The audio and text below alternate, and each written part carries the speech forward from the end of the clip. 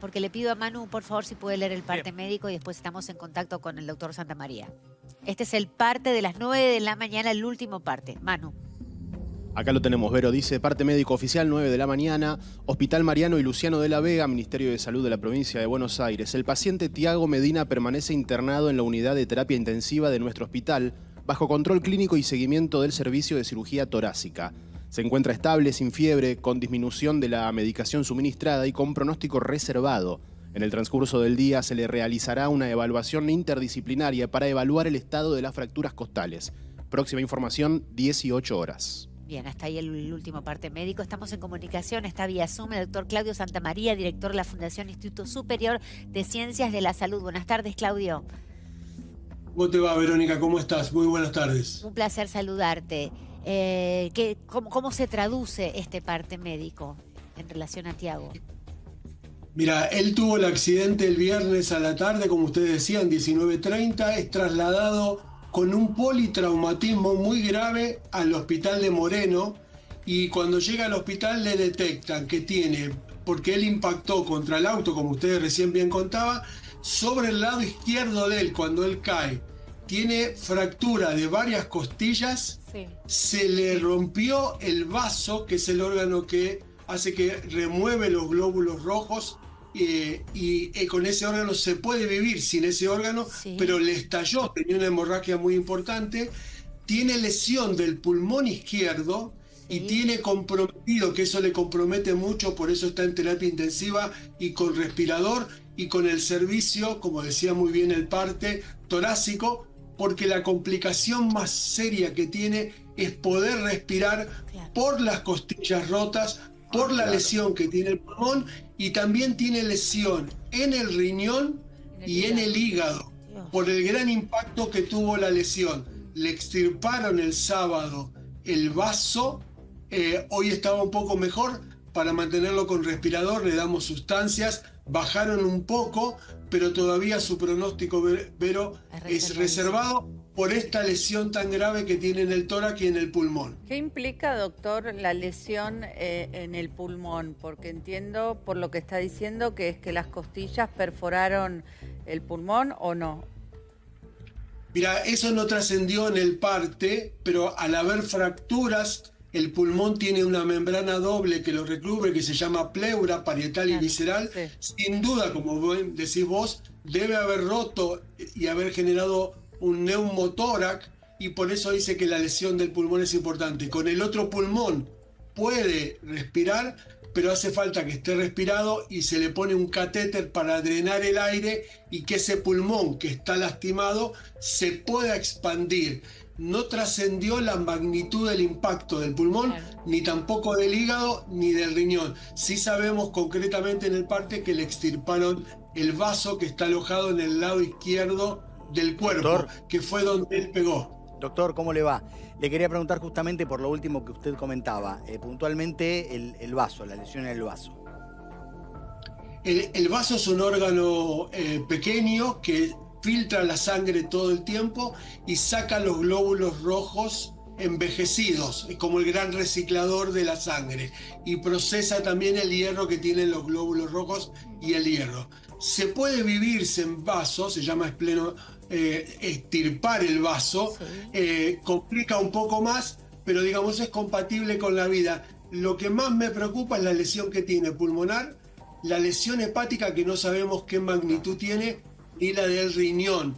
Y hay que recordar que es un paciente politraumatizado. Ustedes contaron algo importante, que le salvó la vida sin duda por el impacto y la caída que tuvo, el casco. Sí tiene, como el tórax está libre, la lesión tóraco-abdominal que le compromete mucho la salud. Y doctor, te quería hacer una pregunta. Si él, digamos, habla también de que es un paciente joven para tener un poco de una imagen más alentadora, también hablan mucho de las primeras 48 horas, que son muy importantes. Yo la verdad que desconozco, por eso le quería preguntar qué tiene que ver esto de las 48 horas que se mantiene como estable y no empeora.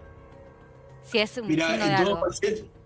En todo paciente politraumatizado grave, por tener lesión de varios órganos, más fracturas de costillas, las primeras horas vos ahí evaluás en 48, 72 Si hay alguna hemorragia que no viste, Sí. si la lesión pulmonar, por ejemplo, o hepática, se estabiliza o empeora, o tiene un sangrado, y hay un dato importante que dan en el parte médico, que hasta el momento no tiene ni fiebre y entonces no tiene infección. Ah, no hay infección entonces. Joven, Importante. Muy importante. no, hasta ahora no, ese es un dato muy importante porque sería un agravante del cuadro que tiene, y otra cosa que juega a favor de él es la juventud que tiene, Claro, sin duda. Ahora, doctor, recién decía que le preocupa por él las lesiones del resto de los órganos. ¿Cuál sería, pensando en un cuadro favorable a las próximas 48 o 72 horas, que siga en este estado, que le empiecen a quitar el respirador? ¿Qué sería algo favorable para él de acuerdo al pronóstico y el estado que tiene en este momento? Lo favorable sería que le puedan ir sacando el respirador. Eso implicaría que el pulmón izquierdo se está recuperando y se está expandiendo el neumotórax, y que la lesión de las costillas, las fracturas, se van estabilizando, y que no sufre ninguna alteración hepática ni renal que complica el cuadro. Nosotros lo llamamos metabólicamente. El hígado es el gran laboratorio del cuerpo y el riñón elimina las toxinas. Si esos dos órganos están bien, está estabilizado con la lesión del pulmón, en los próximos días debería mejorar si no surge ninguna complicación. ¿Y qué lee, doctor, de esa frase que dice el último parte, que va a haber una reunión interdisciplinaria? ¿Usted cree que están por tomar alguna definición o por qué lo hacen? Toda vez que hay un paciente politraumatizado, quiere decir que tiene muchos traumatismos. Tenemos fracturas de costillas, tenemos la lesión pulmonar, tenemos la lesión hepática, la renal, y le extirparon el vaso. La opinión de los cirujanos, los traumatólogos, el neumonólogo y la gente de terapia intensiva, también seguramente hay que reponerle sangre, habría que ver. Sí, habían pedido dadores. Dadores de sangre. Ya se Claro. recuperaron 25 dadores, que ya los consiguieron por suerte. Los consiguieron. Sí, los consiguieron Digo, ya. por el momento no sé si está en el escenario del traslado del paciente, pero es imposible en esta situación trasladarlo a otro lugar. Infiero, ¿no? Sería poco conveniente en este momento porque todas las maniobras más importantes se han hecho en el hospital y por lo que ellos cuentan está estabilizado. Esta reunión a las 18 tiene que ver con una mejor evaluación de sentido completo entre todos los profesionales que pueden determinar cuál es su estado de salud y qué próximos pasos hay que dar. Doctor, le quería preguntar el protocolo. Lamentablemente, cuando pasó un accidente de este tipo, Tiago quedó tirado en el piso y hubo un testigo que lo ayudó para que no entre en shock, que le decía la importancia es hablarle en todo momento, y él estaba descompensado, pero le trataban de hablar, hasta el punto que rápidamente entró a una cirugía sacándole el vaso. ¿Cómo es ese protocolo? Mira, el protocolo es cuando alguien tiene un accidente con un politraumatismo tan grave, un accidente de moto, que hoy vemos mucho en la ciudad, digo, hay muchos lesionados por motos, bicicletas, accidentes.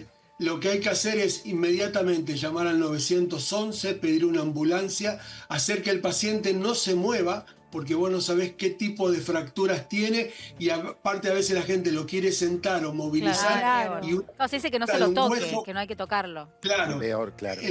Sí que le hables y lo acompañes, si puede escucharte, y también, como suele haber hemorragias, taparlo para que no pierda calor es un tema importante, pero la movilización tiene que hacerla la gente de la ambulancia, que tiene las tablas para poder movilizarlo y sabe cómo moverlo para que la herida no sea mayor. Por eso es muy importante esta pregunta que me hiciste, porque a veces uno con buena voluntad lo quiere mover, parar, sentar, puede arruinarla, complica la herida que tiene. Doc, pero ayer